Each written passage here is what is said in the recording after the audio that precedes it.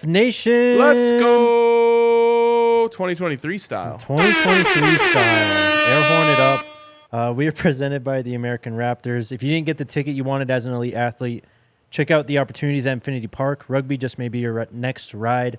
My name is Jake Schwanitz. Joining me, RK. Cole Cook, our guy, actually hit me up in the Discord. He said more air horns. I told him to be careful what he wished for. Oh, God. More. That's a lot of air horns. Yeah. As I said, Jake, on Twitter, 2023 is the year of the Buffaloes. It is. And I believe it with all my heart. It's time. It is time. They're coming. We're coming. We're coming big time. Big time. We're going to finally talk about the Coach Prime documentary. I think it was a nice preview of some things to come. I learned a lot about not just Coach Prime, Shedeur, Travis, the city of Jackson. Sam, yes. Yep. I forgot about Sam almost. Yeah, it was really, really well done and really illuminating. It was. You want to dive right in? Let's just go right in. Where do you want to start exactly? I know exactly where I want to start, Jake. Let's hear it. I've been saying this a lot, and I have never, ever been more sure about how wrong Coach Prime's haters are about him. It is unbelievable how wrong they are about him. And it's sad because it shows you that they've never given him a chance. Right. Because these people say things like, he only cares about himself. Watch it for 5 minutes. Yeah. And you will learn that that is the furthest thing from the truth. Coach Prime cares seemingly about everyone. Yep. The way that he cares about his players, I believe, is second to none. The way that he cares about his family, I think, is really special. Mm-hmm. The way that he cared about the city of Jackson, the way that he cares about people in his circle like Sam, is really remarkable. And maybe it's more remarkable to me just because of the bullshit that is out there about Coach Prime. And it honestly makes me mad watching this, knowing that people are just out there spewing this garbage, saying, oh, he's only about himself. He's just in it for the money, blah, blah. It's just like, you absolutely know nothing about Coach Prime. And the other sad part about this, and it's not all of it, but I think some of it is like underlying racism, BS like that. It's like people see this extremely successful and smart and strong and all of that in a black man, and I just think they get threatened by it and they start to make up shit, because if you watch this, you'll just know. And of course, it's going to be a little bit Hollywoodified, for lack of a better term. Right. But you see the way that he cares about his assistant coaches and all this stuff. And it baffles me, the garbage that is out there about him, because it just shows that people never gave him a chance, never looked into him. Just because he's flashy and, he has a great nickname, people think a certain thing about him. Right. And I think one of the more telling things that kind of drove that point home is when you hear Coach Andre Hart talk about him, the linebackers coach, and just how much love he has for him, what Coach Prime has been able to do for not only Coach Hart's career, but just being a friend of Coach Hart. They've been together, 20-some years? Yep. They've been coaching kids forever. Coach Hart says Coach Prime's going to make him a head coach one day. Love and that. I truly believe it. And it's going to happen to a lot of these guys too, because he's elevating a lot of people around him, Sam included, Travis Hunter included. The interactions we saw with him and Travis going into that first game, how badly Travis wanted to play, knowing he was hurt. And he still kind of let him play, even though he probably shouldn't have. But he could tell just how much it meant to Travis to play that game in front of his home, friends and family. Coach Prime's just amazing. Where do you want to go now from here? Because there's a lot. I think the other biggest takeaway I had, and this is another thing that I've talked about quite a bit that just was fortified by, and we've only seen 2 of the 4 episodes so far because that's what they've released, is just how smart he is. Yep. And again, people think that there's like a gimmick I feel that when I hear people talk about Coach Prime that don't really get it, it's like, oh yeah, well, he was really good at football and now he's a coach, and that's why people want to play for him. And that's not it. First of all, he gets football on, a master's level or beyond. But what was really illuminated here is how much he understands people and understands these players. And I think the Travis Hunter scene was the best scene of the whole thing because he told Travis something that I believe to be so true, which is no one changes their standards for what they expect for you based on your health. And I think it's one of the biggest problems in football media, all of that stuff. And, I've fallen victim of it myself. I'll just look at Russell Wilson as a perfect example of this. He's been banged up all year. No one gives him a break. Maybe you do for one game. Then you go right back to it. And it just showed me, how much he understands what the pressures that these players are under, how much he understands the expectations that they have for the number one player of the country playing at Jackson State. If you go out there and you don't dominate, all of a sudden they're questioning your name. They're questioning the hype. And so he really wanted to make sure that he didn't put Travis in a position to fail. And in the end, because he's cares so much about these guys and he feels it, he knew that Travis was going back to his home state, his first ever game. And he just said, all right, I'm going to let you play because I trust you to tell me and tell the trainers if something feels off. That's what happened, basically. I mean, up until this point in the documentary, Travis still hasn't gotten back on the field. I know it took him a while. I think it was a bit more than halfway through the year when we finally saw him back on the field. And he was kind of his old self. Just going back to Travis, though, I love the behind-the-scenes footage of him just out there fishing with his girlfriend, just hanging out. He just seems like a cool dude, man. Really down to earth, just likes the simple things in life, and just happens to be an insane athlete and really good at basically any sport he plays. Yeah. I have to admit, while I was watching that, all I could think of was, we got to go fishing with Travis Hunter. Yeah. We have to go fishing with Travis Hunter. Get Ryan Green out there, get some mics on us. Let's go fishing and just talk. I did a show with Will Parks, who used to play for the Broncos, in the barber shop. And I said, this is the place where the most authentic conversations are.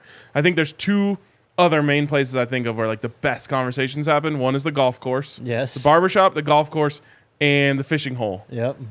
When you just have all this time, especially when speaking of golf and fishing, all you can do is talk, the best conversation. So I would love to do something with him out there fishing. He said if he's not playing football, he's fishing.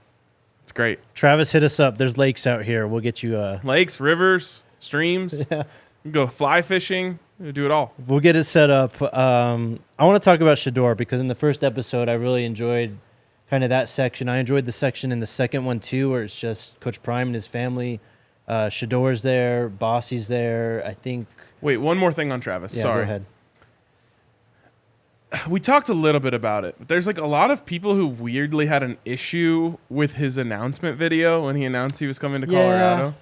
And I hated that because I saw someone who's really comfortable with himself. And his girlfriend, who, is a character in this as well, I think is a part of that. He feels really comfortable with her and around her.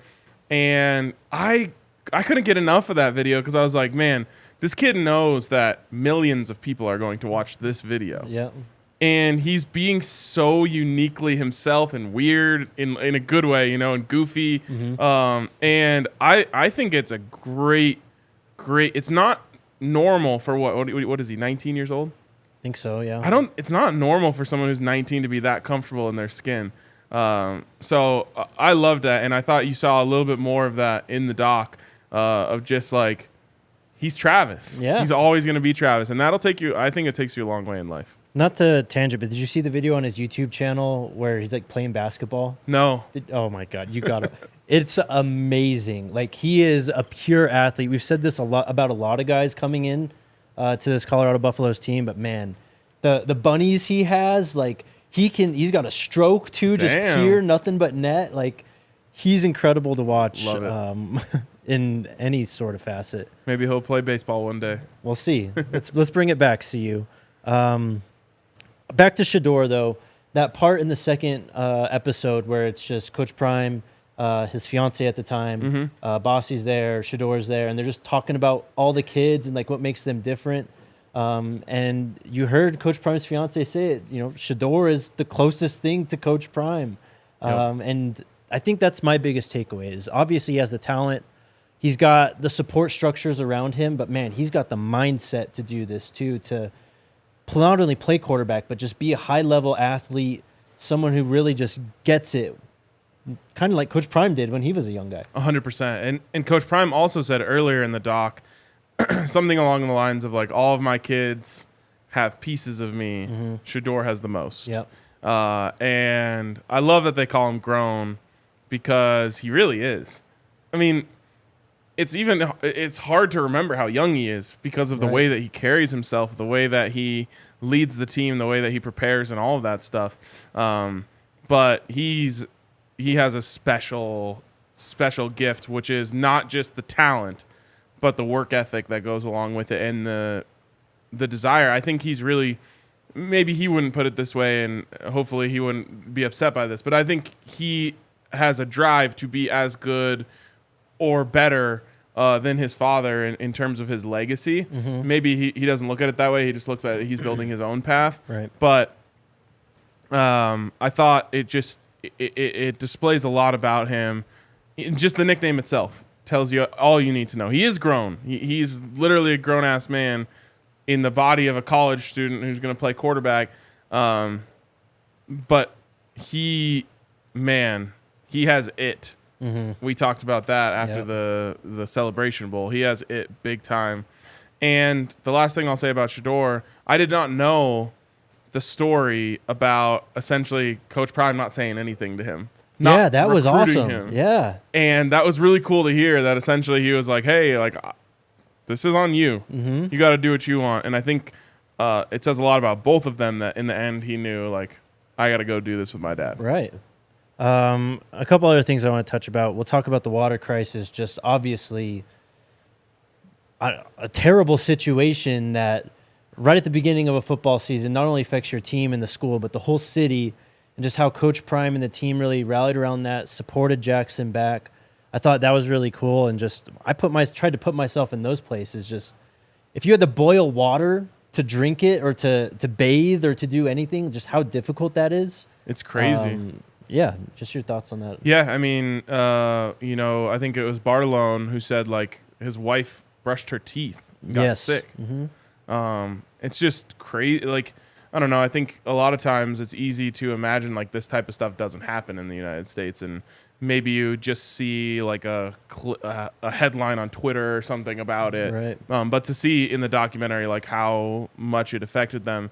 And then to realize the responsibility that fell on the shoulders of Coach Prime, but also that team, not just to play well to, keep everyone's spirits up, but to literally go out in the community and deliver the water and all that stuff. Like, a lot of times that's the professional teams of an area who do stuff like this.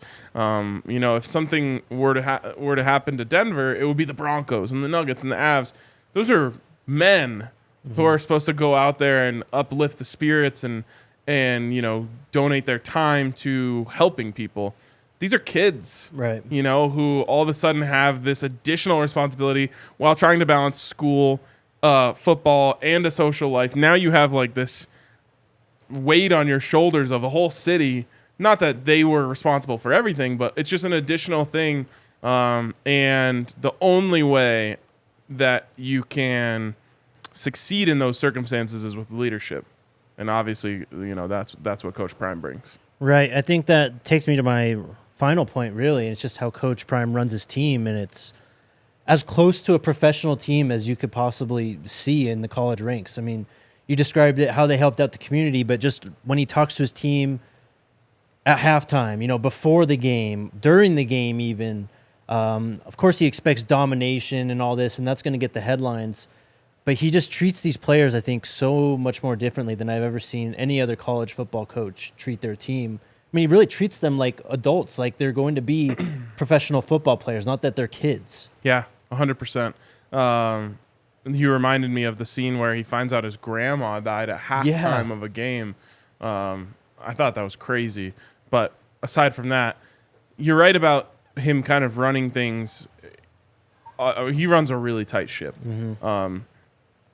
Pro players are different just because you can't speak to them in the same way that you can speak to, again, kids. Right. But I do think he really does treat them like adults, and he has such high expectations for them. And he knows all of their potential, talking about different players to the scouts and, telling them, hey, he can do it. He just needs to be coached a little more carefully and all this stuff. It's really cool to see a behind the scenes look. We're lucky that, we get to see this for a coach that we're talking about every day because you just get such an inside look. I also just couldn't help but dream of the different people who are going to be showing up on campus at CU now. One practice, it's Warren Sapp. The next practice, it's Michael Vick. Yeah. It's insane. It's going to be so cool to see just the different guys, not just on the sideline. I know he was talking about having Snoop Dogg run with Ralphie, which just your mind runs wild of the opportunities that will exist there. But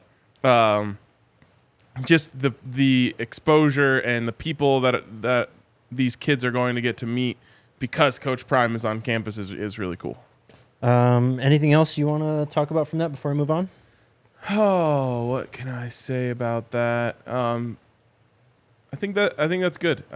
I also think he really practices what he preaches about coaching his kids like their coach, right? And then fathering them like their dad. And he said it to his coaching staff. He said, "Wherever your feet are, yeah, exactly. I don't want family to interfere with work, and I don't want work to interfere with your family. Be where your feet are." And I think, again, practice what you preach. I think he follows through with that with his kids. Do we know when episode 3 and 4 are coming out? I don't. I can look that up, though. Okay. While you do that, I want to tell you guys about our friends over at Game Time. Game Time is the hottest new ticketing site that makes it easier than ever to score the best deals on tickets to sports, concerts, and shows. You ever thought of or never thought you could sit 50-yard line courtside behind home plate? Game Time makes that all possible with their last-minute price drops. You won't find a better deal this season on Buffs basketball tickets, Buffs football tickets. You better get a move on if you want a Buffs football tickets. Link is in the description. If you love DNVR, then you'll love Game Time. The best way to support us is by buying your tickets through the link in the description. Join over 15 million people who have downloaded the Game Time app and score the best seats to all your favorite events. Also, shout out to DraftKings Sportsbook, America's top-rated sportsbook app. We are smack in the middle of bowl season. We have the Rose Bowl going on right now. I think there's only a handful more left. So if you want to get in on that, right now DraftKings has a promotion where new customers can place a $5 pregame moneyline bet on a college football team to win, get $150 in free bets if they do. Download the DraftKings Sportsbook app now. Use code DNVR. New customers place a $5 pregame moneyline bet on a college football team to win and get $150 if your team does. That's code DNVR only at DraftKings Sportsbook. Minimum age and eligibility restrictions apply. See show notes for details. For a pick of the week this week, Ryan, do you have one off the top of your head? Pick of the week. Yes, I do. Quick update on my Nikola Jokic for MVP pick of the week. Yes. I gave it, I believe, at plus 700. It is down to plus 350, so it's been cut in half since I gave it out here. He's been a machine. Another one that is only going to go down in value, Denver Nuggets to win the NBA championship. Plus 1,200 right now. I think it's going to get a lot lower than that. Love to hear that. Just looking forward to the national championship game. 13 points between TCU and Georgia. Too many. Too many. I agree. Now, maybe when push comes to shove, Georgia just has the better players, and that's what's going to decide this thing. But I just don't understand how we keep underestimating TCU around every corner. Yep. Duggan is a baller. He's unbelievable. Both of those throws on the crossing routes that ended in big either touchdowns or conversions for them, he's like 15 yards behind the line of scrimmage when he lets that go because he knows I just have to buy enough time for this crosser to get across the line of scrimmage. You don't see those types of plays from college quarterbacks very often. No, and then Quentin Johnston's just an animal too. Freak. I mean, Can you believe this is the team that CU opened a year up against? Isn't that just wild to think about? It was 7-6 at halftime, man. Duggan wasn't on the field. I saw the Barstool Colorado account, self-own. They quote tweeted a tweet that they put out before that game that was like, people keep acting like TCU is going to be a hard game. This has got to be one of the 3 easiest games on the schedule. And at the time, I think I probably read that and agreed. I'm like, everyone's overrating TCU. Yep. Like they don't even know who their quarterback is. They're in the national championship. I saw a comment on Reddit after the Michigan game. Some guy was like, TCU literally fired the guy that built their program and went to the national championship the next year. That is wild. Yeah.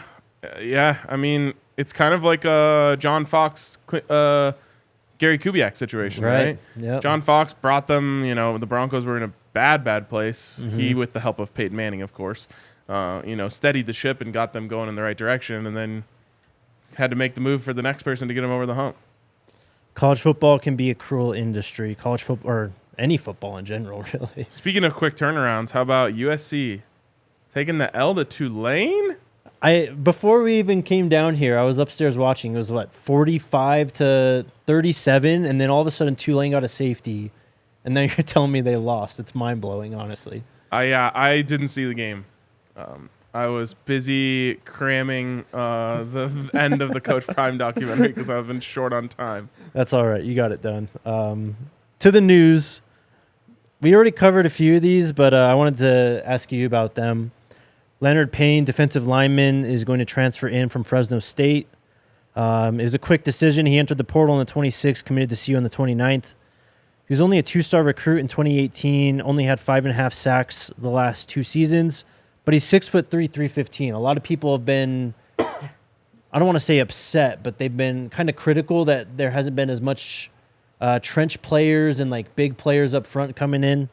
6'3", 315. Yeah. The 5.5 sacks is actually impressive to me at that size. For a defensive lineman. Yes, exactly.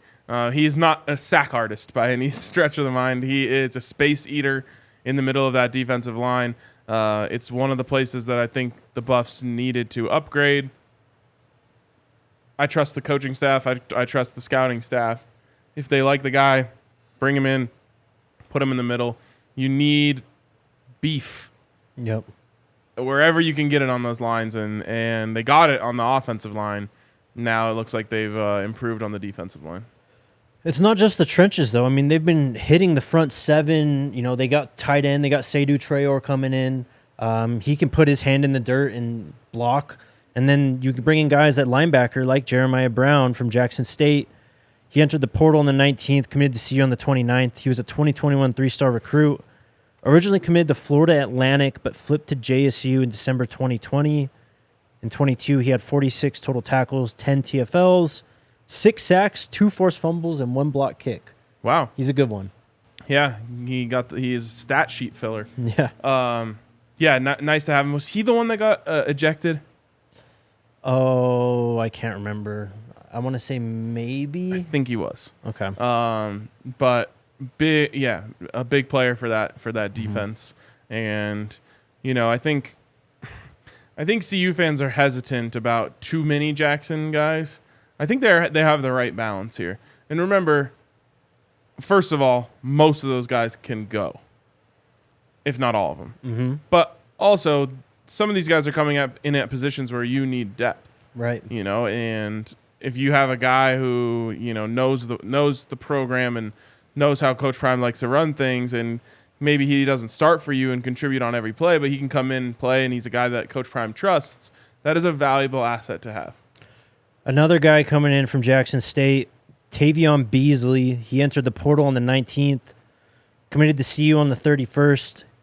He played high school football at St. John Bosco's in California, was a 2022 3-star recruit, collected offers from JSU, of course, but Arizona, Arizona State, BYU, and Michigan. Only played in 9 games last year, but had 2 interceptions. There you go. Again, just another classic case of look at the offer sheet. Mm-hmm. Look at the offer sheet before you right. look at anything else. Just counted 7 guys from Jackson State are in. That includes Alejandro Mata, who is a preferred walk-on. So 6 new scholarship guys from JSU. Yep. Not bad. Great. We still need to wait on a few others, of course. Kevin Coleman still in the portal. This happened yesterday. Shedeur Sanders backup quarterback JP Andrade entered the portal. Was a 2019 3-star recruit, originally committed to Ohio State as a preferred walk-on. Never saw the field for the Buckeyes. Entered the portal after the 21 season and was Shedeur's backup last year. Do you feel like they need to go after someone like JP Andrade? Or are you comfortable with JT Shrout and maybe someone like Staub and Wiseman emerge? I'm not comfortable with JT Shrout ever taking a snap ever again. Sorry, JT. So, yeah, I don't know if this guy is the answer to that, but improve the room. True. Is what I believe. And in fact, I would just rather go to the true freshman. One of them is going to stand out Staub or over, Wiseman. the course of spring practice into the fall. For sure. John Huggins, safety, is still in the portal. Safety Herman Smith, still in the portal. Shedeur Sanders, of course, still in the portal. He either needs to graduate or I think he can get a waiver because his coach obviously moved states. And I think you can get a waiver to transfer to that state where your coach went to. Okay. Shane Hooks is also in the portal. I believe that's it on just like raw news. What's the latest on Kevin Coleman? I don't know, man. It sounds like USC is sniffing around. That's what I heard. I tried to do a search on Twitter today, a Google search. Nothing really popped up. It's just a lot of people wishing for him to come. Just taking his time, I guess. Yeah, good for him. No need to rush it. Mm-hmm. And if teams like USC are interested in you, you gotta weigh your options and look at what you got there. What I would tell him is whatever USC is telling you probably isn't true. Yeah. Especially at the wide receiver position, they are going to bring in, I don't know, as many guys as they possibly can. Obviously, CU is doing a similar thing, but the built-in chemistry and trust that you already have with Shedeur Sanders go a long way rather than you're coming in to Caleb Williams' final season before he's going to the NFL and you're going up against, an insane group of 5-star wide receivers. Brendan Rice almost has 200 yards today. Wait, what was that? He almost had 200 yards today. Damn. Yeah. What was his stats? I didn't see the full stats, but he had like 8 receptions for 170 and 2 touchdowns at a point. Jesus. Can't believe they lost this game, actually. Anyways, there's a lot of players there. Yep. Brendan Rice. Who's the other guy who's young? Taj Washington, Michael Jackson, Yep. Mario Williams. There's 4 right there. Yes. Because it sounds like only Jordan Addison is leaving, right? I'm pretty sure that's it for now, yeah. So there you go. 174, 2 touchdowns for Brendan Rice today. Good for him, man. Good for him. Yes. Come to see you, Kevin. Hopefully. Let's get a little bit of hype going because while you were away and while we were doing shows remotely, Coach Prime was attacking the 2024 class. And Dre and I talked about this a bit on Thursday and Friday, but I want to talk to you about this. So this is from 5 days ago. Jawan Johnson, 4-star athlete in 2024, is down to 4 schools: Florida, Georgia, LSU, CU. How about that? As I've said before, I'll say it again. One of these things used to not be like the others. Crazy. 3 SEC schools and the Buffs. Johnson, as I said, he's an athlete. He threw for over 4,000 yards and 43 touchdowns. He ran for 1,300 yards and 17 touchdowns in his junior season. Beast. Absolute animal. And there's more. 5-star linebacker TJ Capers is down to 5 schools: Georgia, Miami, USC, Louisville, CU. Crazy, man. Just number 1 linebacker in the class. every one of the Buffs are ending up on every one of these graphics. Yeah. Number one, what was it? They're in on the number one corner, safety, and linebacker. I believe so. We're not done yet. There's at least 2 or 3 more. This is Ellis Robinson. I think he is Yeah, he's a 5-star cornerback, so he's one of, if not the top cornerback in next year's class. Yep. Top 5. Alabama, Georgia, LSU, Miami, CU. Yeah, it's just crazy, man. Really quick, on his graphic there, he has his name is Ellis Robinson. Mm-hmm. His graphic says Ellis Island. Is that two on the nose? It's a sweet Photoshop, I'll tell you what. It is. I can't imagine myself saying that if he comes to see Right. you. He'll have to earn it, I guess. 4-star running back Stacey Gage is down to 8 schools. 5'11", 200 pounds from Tampa, Florida. Top 90 player, number 7 running back in next year's class. Penn State, Florida, Oklahoma, Ohio State, Alabama, USC, Miami, CU. Hey, let's go. Really quick on the island topic. It just reminded me of a dark time for CU where we had so many injuries at corner that we had to move this like white slot receiver to corner. And gosh, someone in the comments maybe will remember the kid's name. But they were literally playing him at corner against Matt Barkley in USC. And he had an interception. And then he got the island nickname. Gosh, what was that kid's name? Like I just want to say Amendola, but obviously it's not Danny Amendola. Comments come through for us on this. Number 15, I think. Gosh, I can't remember. Anyways, so these guys put out top 15s, or a top 13 and a top 15, but that's like, I mean, might as well post all your offers. Anyways, this is Heaven Brown Schuler. He says he's 5-star. I think he's only 4-star rated though. 6'4", 290 pounds, defensive lineman. Top 13, South Carolina, Clemson, Ohio State, Georgia, OU, Michigan, Texas A&M, Penn State, North Carolina, Oregon, USC, Virginia, CU. Did any of those schools other than CU not play in a bowl game this year? Virginia. Okay. Was OU in a bowl game? Or did you say besides OU? Did OU miss the bowl game? They only won like 6 games, I think. Yikes. That's got to be a bad feeling the year after you lose Lincoln Riley. Yeah. And then this is 5-star safety KJ Bolden. He has 40-plus offers. He's narrowed it down to 15 schools. 6'1", 185 pounds from Buford, Georgia. Number 4 player in the 24 class, number 1 safety, as I said. Top 15. Alabama, Clemson, Florida State, Georgia, Michigan State, Ohio State, Oregon, South Carolina, LSU, Michigan, Oklahoma, Ole Miss, Tennessee, USC, CU. We love it. We love it. Yeah, we do love it. We On love this, it quite a bit. People don't know what's coming. No. Because obviously Coach Prime comes in this year. He has really less than 2 weeks to put together a legitimate class, and he did it. He was able to flip enough guys to get a top 25 class in the country in 2 weeks. Now we're talking a year's time before he brings in his next class, and top 10 almost feels like underselling it. And I can't remember who it was. One of the guys from On3 tweeted out and essentially just said, like, CU is ending up in the top 5 of every kid in the country that is highly sought after.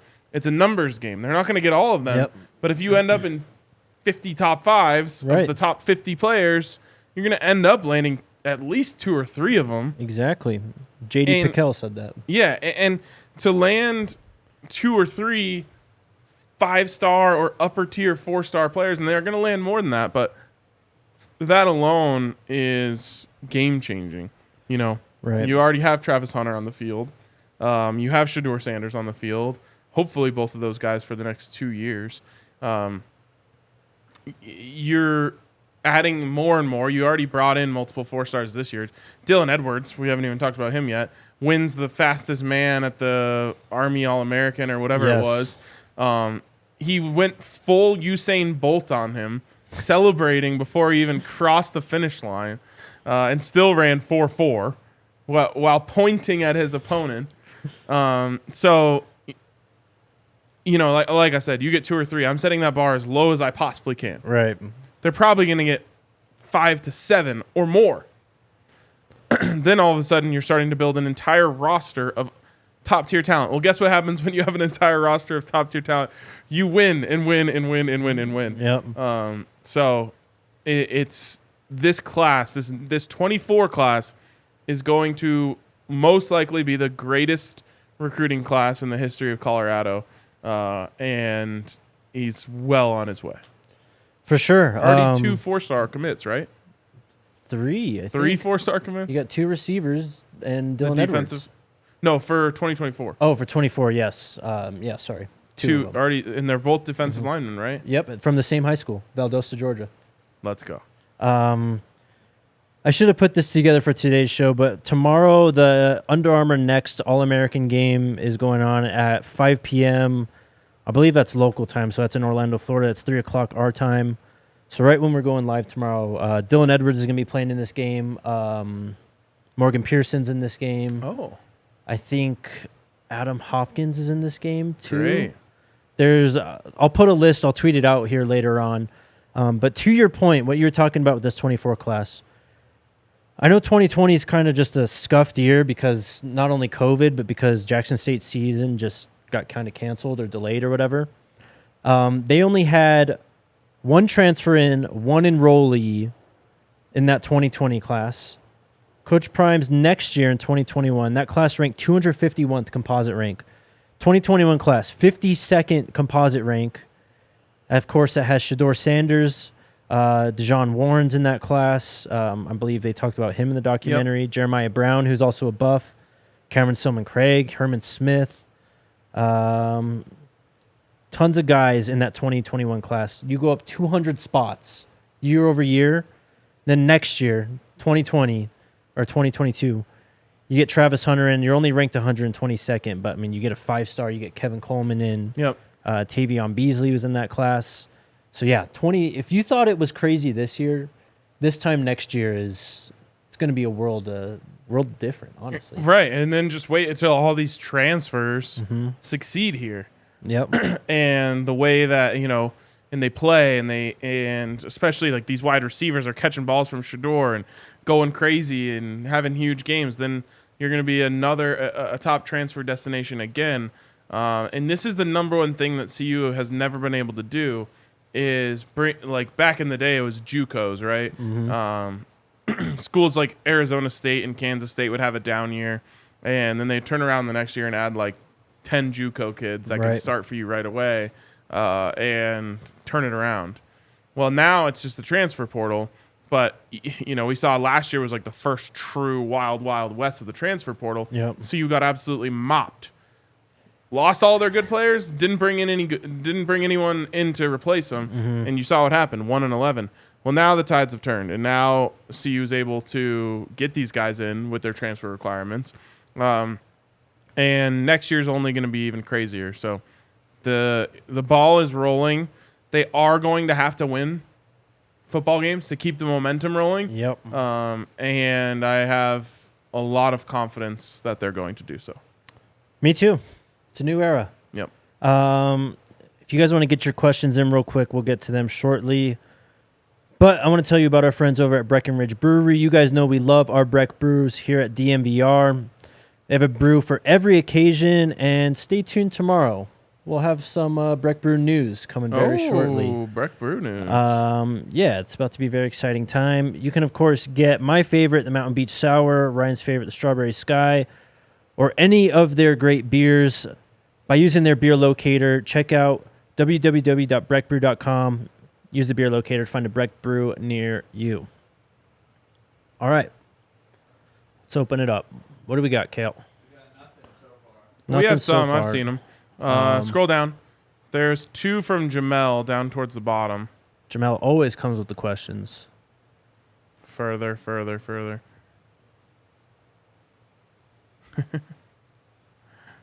All right, there's one coming up here soon. There's one. Coach Prime said he wanted a celebrity Ralphie handler. Sounds like a nightmare.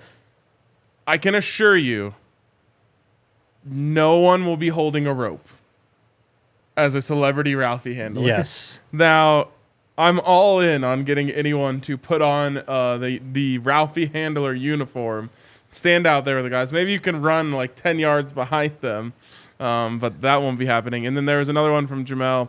Any word on the Amazon Prime sticking around for the Buffs in the 23 and 24 season? Stay tuned. Yes. I was told last week that news was about to break about that. Hasn't happened yet, so I don't know what's going on, but I think they're at least close to some sort of agreement on something like that. Yeah, I mean, we've obviously seen that Coach Prime is well invested into social media and all types of other media covering him and his team. I would be surprised if there wasn't something. Yeah, that's a good one. Throw that up. From Josh, new Buffs fan here. Are there any chance I should know or learn? Need to know the SCO, first off. Yeah, I mean, that's just like the rally call, right? The roll tide is Go Buffs. Right. There's you got to learn the fight song. Fight song's big for us. I won't go through that one, but that's one that you got to get down. Week 3, you're going to need. I said it sucks to be a CSU Ram. That's a iconic chant. Yep. I think those are the main ones. Yeah, for now at least. For now, we'll see what happens with Coach Prime and everything that he's new traditions trying to change here for sure. I saw a couple comments just talking about James Houston. He was drafted out of JSU last year as I don't think it was the documentary. I saw some video where he was talking to the coaches because I think he was playing off-ball linebacker. And they were struggling to get him on the field at off-ball, and Coach Prime was like, well, this guy might actually be our best pass rusher. And there was a meeting between, I don't know if it was Brewster or someone else, but it was another coach and Coach Prime in there, and they're trying to convince him, hey, man, you need to switch to outside. Well, he's got the most sacks of any rookie so far this season with 8. What? Aiden Hutchinson has 7.5, Karlaftis 5.5. Isn't he also in Detroit? I think he is, yes. So they have 1 and 2? They have 1 and 2. Damn, Detroit's building something, man. They are. Did you see the sneak what they did with Aiden Hutchinson yesterday? Yes. That was insane. That was amazing. They just like hit him on the side of the field and got him a pick. Yeah. That was crazy. Yeah. And then did you see that Sunday Night Football this week is going to be Detroit, I believe, versus Green Bay? Yeah, I think winner goes to the playoffs, right? Yeah. That's electric. The whole country has to be pulling for Detroit. Yes, sir. And I did not know that my bad, that a kid from JSU is leading all rookies in sacks. Yeah, he's been a beast. I don't know. I'll look it up. I can't remember. He was like a day 3 pick, I think. They totally missed it on Hard Knocks, too. Obviously, because he wasn't balling out yet. Yeah, I mean, he would have been great on Hard Knocks, I'm sure. He was... okay. 6th round pick, 217th overall. Love it. Yep. The Coach Prime to the NFL pipeline is already alive. It's starting. Yeah. Yep. He was first team All-SWAC in 2021. That's huge, man. Just being able to go while you're recruiting these kids and say, "Look at this. Yeah. He played for us. He led rookies in sacks, and he was a 6th round pick. Like, right. All you need is that chance. Yep. 100%. Proof of it right there. Trevon asked, "Did y'all see any more transfers coming in 2023 commits?" We talked about the latest ones, but go check out the Prime Tracker at ddnvr.com. I got it all covered there for you. I didn't see this. The 6'7" transfer from Bowling Green, wide receiver who has a CU offer. Oh, I didn't know he was offered, but he is the biggest receiver in the nation, and he entered the portal not too long ago. Let me try and find his name. Damn. 6'7". It's a big boy. He's a big boy. I'm telling you, they're putting together a basketball team between the wide receivers and the edge players and, of course, the offensive linemen who pretty much have to be 6'7" to play. Yeah. Tyrone Broden is his name. 6'7". Last year, 32 receptions, 506 yards, 7 touchdowns. That'll do. That will do. Did he get the CU offer? He did 5 hours ago. Tweeted it out. Retweeting it now. Let's go. Wear number 0 for Bowling Green. See you soon. See you soon. Very much indeed. Anything else? Is there a certain music CU comes out to? Yes, and this needs to change. I'm not just hopping on this bandwagon now. I've been saying for years they need to change Ralphie's theme music, because right now it's that AC/DC song, "Are You Ready for a Good Time," which is like not even a top AC/DC song if we're doing an AC/DC song. And we shouldn't be doing an AC/DC song in the first place because it's 2022. Yes. Not 1985. But hopefully, yeah, like even the basketball team's been using Bring 'Em Out from T.I. For years. I just thought even that's like an more electric song for Ralphie to come out to. But I have a feeling a lot of those things will be changing. By the way, they claimed they upgraded the sound system at Folsom last year. Yeah. The returns were not great. Whatever they invested into that, they needed to invest more. And in fact, it probably just ended up being a waste. Yeah, Rick George was listening to Hotel California by the Eagles in there to test it out. I think he needs to jack it up a little bit to test that one out. That's hilarious. Anything else?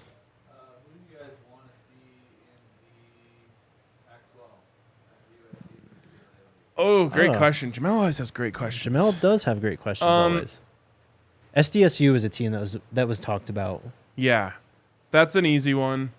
Stays in the Pac-12 footprint. I've heard UNLV also, but they're like down. I mean, that's purely a market play, I think. Right. I mean, I wouldn't mind you having a trip to Vegas every couple years. I wouldn't want UNLV though, although it would be good for basketball for both sides.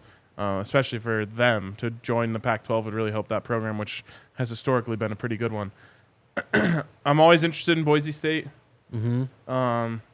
If that's something they're interested in. I remember there were some SMU rumblings. Obviously, then you bring in Texas. What about Fresno State? Not a market. No? It's just not a market. They actually have pretty good fans there. Well, I should say they have a good number of fans. Apparently their fans are horrible to deal with. Oh, no. And I mean that kind of, I guess, in a complimentary way. But that's just Fresno isn't moving the needle for the Pac-12. You know what I mean? So I look at SMU because now you're bringing Texas into the fold. Right. And then San Diego State just because it's such a natural fit. They've had some years from a football perspective, like the Rashad Penny years. You know?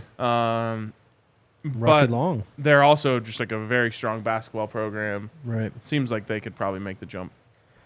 Yeah, just looking through other schools here. As you said, Houston, or SMU, Houston is going to the Big 12 along with BYU, Cincy, and UCF.